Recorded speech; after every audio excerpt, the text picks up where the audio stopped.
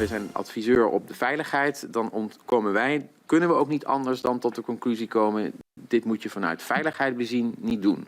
Het advies van het staatstoezicht op de mijnen is kraakhelder, zoals ze verskaten belutsenen.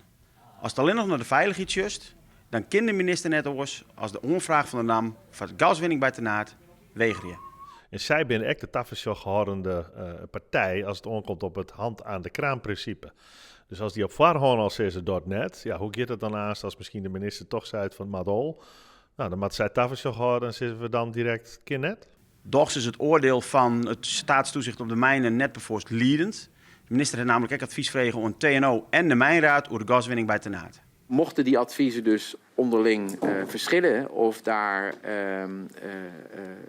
verschillen ontstaan, ja, dan zal het uiteraard aan de minister zelf zijn hoe zij dat zal wegen. Inhoudelijk zien wij geen reden om dit dat te kennen. Maar het is aan de minister en die had een orenafwaging te maken en dat begreep ik wel.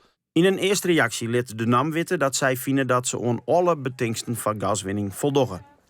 Na alle gedachten komt minister Hermans voor 1 januari met een definitieve beslissing over de gaswinning bij Tenaat.